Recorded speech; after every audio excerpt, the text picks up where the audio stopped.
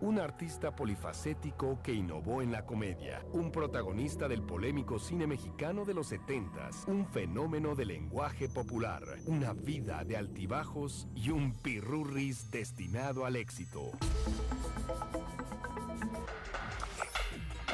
Luis de Alba. La historia de Luis Alba García inició en la ciudad mexicana de Veracruz el 7 de marzo de 1945. Día en que nació el niño prodigio del espectáculo. Luis creció en una familia de origen humilde, que en busca de un mejor futuro llegó a la Ciudad de México. Su primer hogar en la capital mexicana fue en el típico barrio de La Lagunilla. En ese lugar descubrió su pasión por la música y la actuación, al igual que en la escuela, donde destacó en los festivales. Luis de Alba heredó el talento de sus padres, en especial el de su mamá, quien tocaba el piano.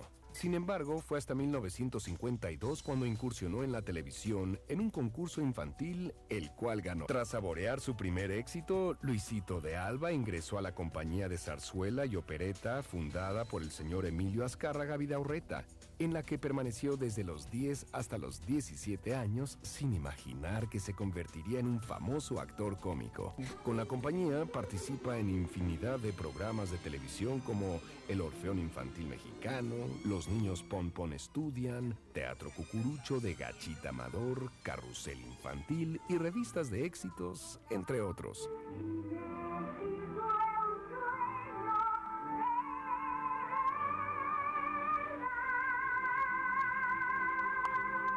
Su indiscutible talento lo coloca como uno de los consentidos. Luisito de Alba también interviene en Las Aventuras de Naranjito, así como en las primeras telenovelas que se realizaron en México a finales de los 50 como Gutierritos, estelarizada por Rafael Banquels, Mauricio Garcés y Evita Muñoz Chachita. Y en otros melodramas como Mundo de Juguete. Tuvo el privilegio de cantar en el estudio de Pedro Vargas en 1956.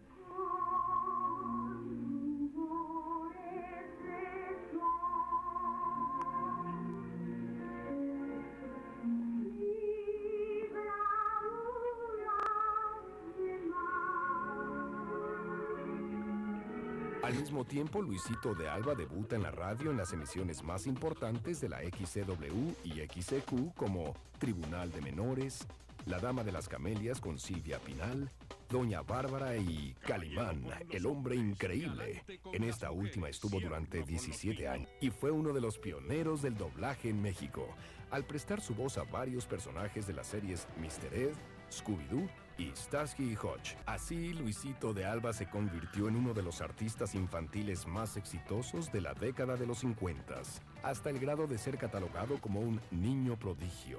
Pero pagó un precio muy alto al cambiar los juegos por los escenarios. Al regresar,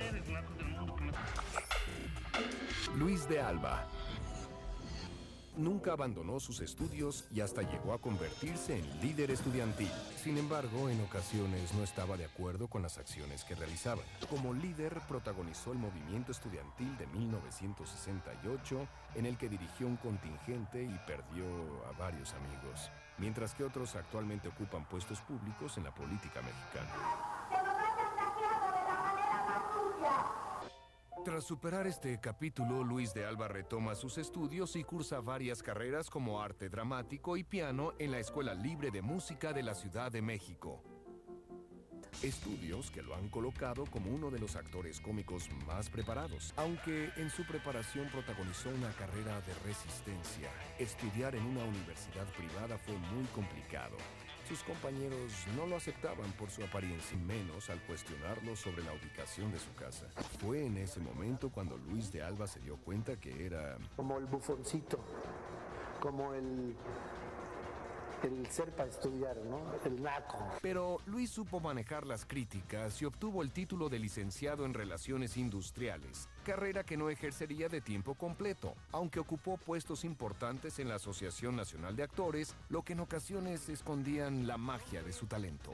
Yo realmente cuando vi al licenciado de Alba, de corbata, con esa propiedad, yo siempre he caminado como me he visto. Yo dije, ¿cómo se me pareja con este gordo tan serio? Me equivoqué totalmente. Lo cierto es que su camino ya estaba marcado. Luis regresa a los escenarios y esta vez descubre sus habilidades como cómico en la obra Salpícame de Amor. ¡Ay, güey! Sus habilidades para la comedia llevaron a Luis de Alba a dar rienda suelta a su creatividad.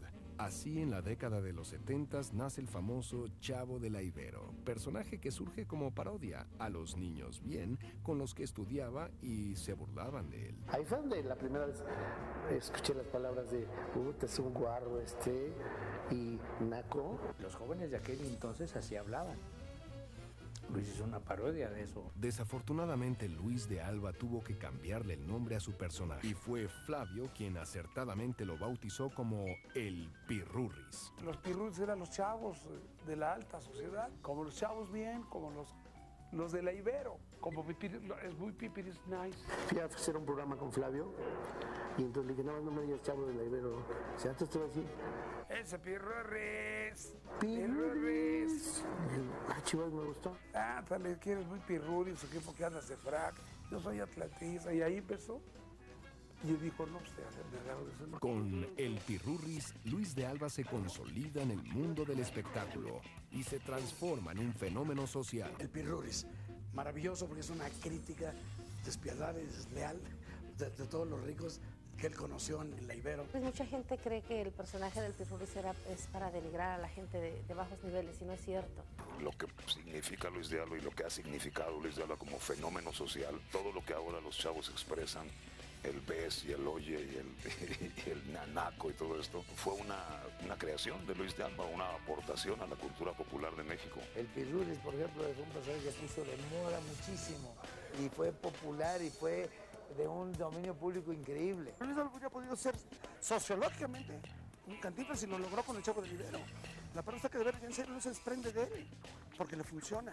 Hay que tener mucho valor como actor para no escudarse en los personajes. Lo que hizo Luis con el Pirurris, eso es retratar un momento social, a un grupo social que además se multiplica día a día. Hasta los intelectuales hablaron del Pirurris. Carlos Monsiváis comentó que la palabra naco empezó a sonar en la década de los 50, pero tomó gran impulso cuando Luis de Alba inventó al Pirurris. De hecho, para las nuevas generaciones, lo naco nació en los 80. Fue motivo de estudio de gente importante de la intelectualidad mexicana. Es un hombre que ha marcado una época. Pirurris que traspasó generaciones. Al volver, Apareció el mundo de Luis de Alba y tuvo mucho éxito. Después de Luis de Alba no ha habido otro fenómeno. Luis de Alba nació para ser grande, nació para triunfar. Luis de Alba. Al Pirurris siguieron personajes como Maclovio, el cual es el consentido de Luis de Alba. Maclovio, dichosos los ojos tú. ¿Qué? ¿Quién es, ¿Cómo que no es? La vieja Inés. Muy bien, Maclovio, es mi esposa. ¿No muerde? Mira, Maclovio, por favor, no seas irrespetuoso. Maclovio el Indio es un poco como somos en México, porque ama su tierra, porque no se deja de nadie, porque es guarín pero se fija, porque es inteligente, porque es noble, noble. Y dentro de la nobleza es ingenuo, blanco. Así quisiera ser yo.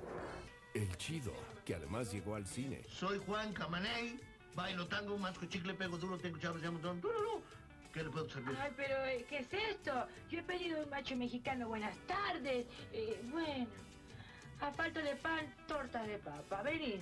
No, pues como, si quieren me voy, pues que... El Chido es mi cuate, el monote de la lagunilla, ¿no? Es un personaje perfecto para mí, pero también critica la nacada. Juan Penas hizo historia al ser considerado por algunos como una especie de Pepe Jara moderno. Joven, ¿me permite cantarle alguna canción con todo cariño?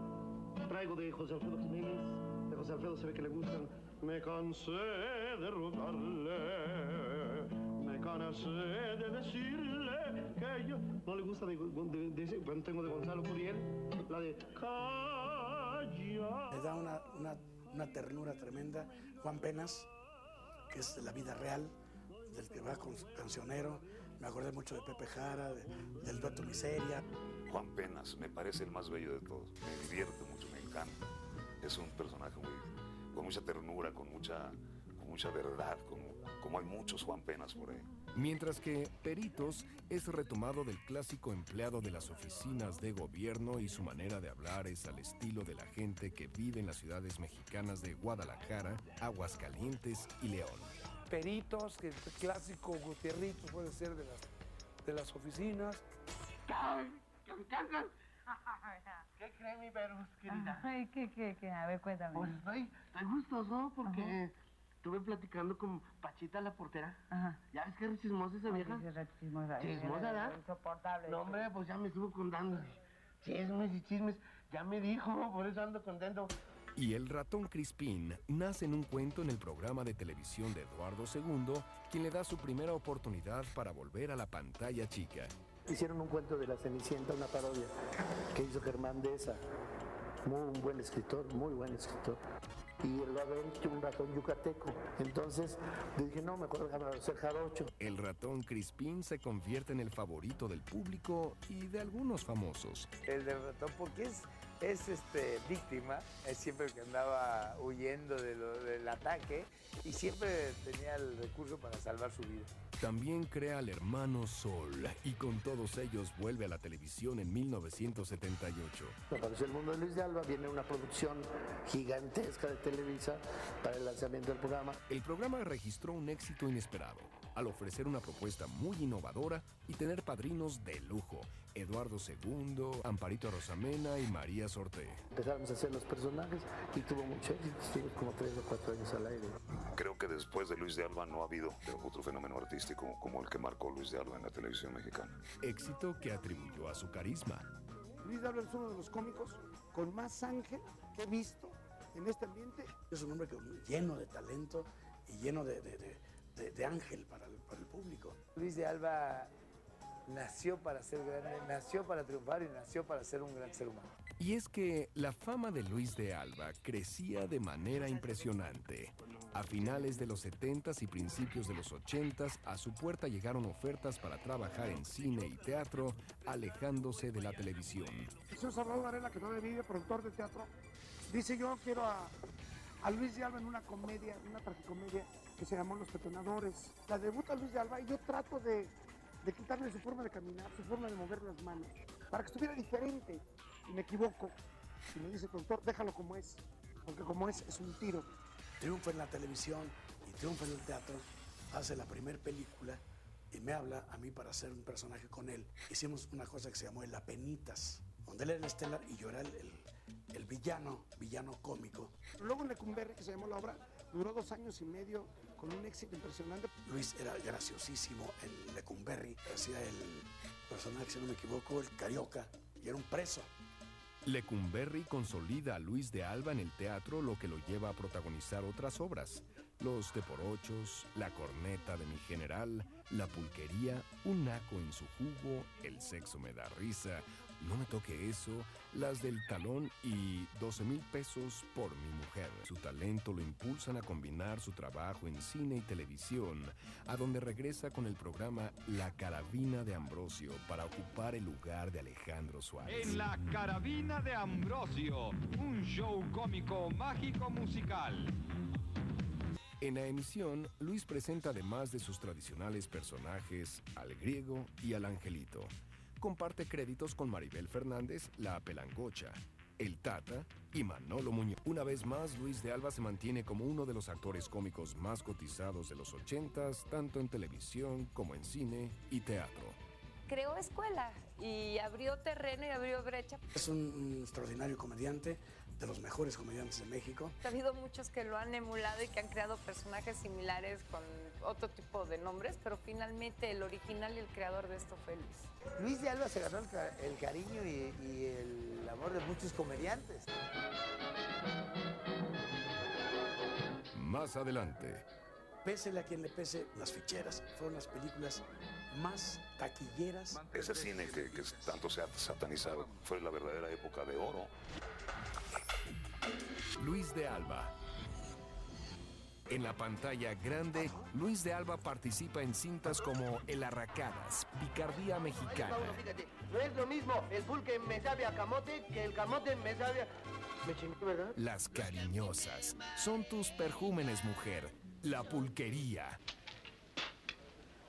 No, pues este está bueno, ¿eh? La Corneta de mi general. Consejo de guerra te condena a ser fusilado. Ay.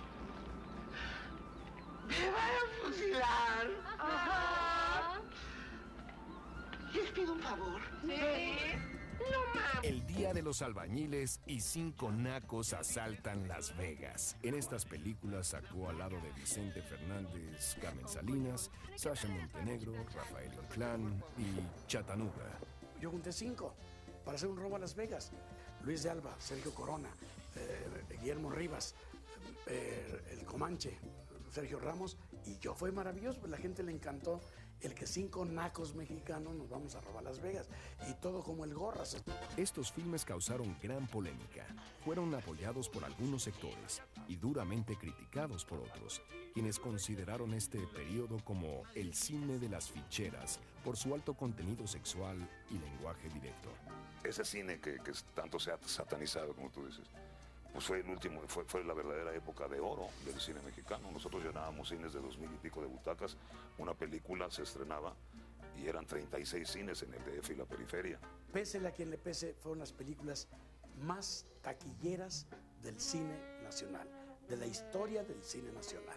Son prejuicios muy mal fundamentados, la verdad, que son producto de un pseudo intelectualismo y una pseudo posición de niveles. Sin embargo, nadie le ha atacado tanto a los de Big Brother como a nosotros cuando hicimos las ficheras. Los pioneros siempre tienen que pagar una factura y la pagamos nosotros. Aunque hay quien considera que este género aportó a la cultura popular el manejo del albur. Bien administrado, con buen gusto, bien hecho, el albur puede pasar a ser a la historia como una aportación del comediante mexicano. ¿De veras me van a echar una mano? ¿Quieres que te eche una mano? Por favor, mano. Una mano para buscar trabajo, güey. ¡Ya! ¡Ay, güey! Pese a los cuestionamientos, el llamado cine de las ficheras se mantuvo a flote, al igual que el éxito de Luis de Alba, quien compartió créditos con las mujeres más atractivas sin caer en las garras de las tentaciones. Luis no era tan mujeriego, Luis era amiguero. Un día le dije yo, cuando empezó a ser muy famoso Luis, le dije, cuídate porque ahora te van a ver hasta guapo. Bailo tango, masco chicle, pego duro, tengo chavas de amondón. Luis es una persona muy respetuosa, de verdad, con las mujeres es un caballero. Es muy propio, incapaz de todos los albures, todo lo que le escuchas que se pantalla, no lo hace fuera de cámaras cuando hay una mujer presente. Con la fortuna de su lado y tras su salida de La Carabina de Ambrosio, Luis regala a su público El Pirurris Presenta, programa que rompe récord de audiencia a finales de los 80s y cautiva a las nuevas generaciones. Me perdonarás, Diosito. Tráeme una carne, carnal. Digo, hermano. En cambio, a nivel personal, protagonizaba uno de los capítulos más desoladores, su divorcio. Se separa de Alicia Lanz debido a que el exceso de trabajo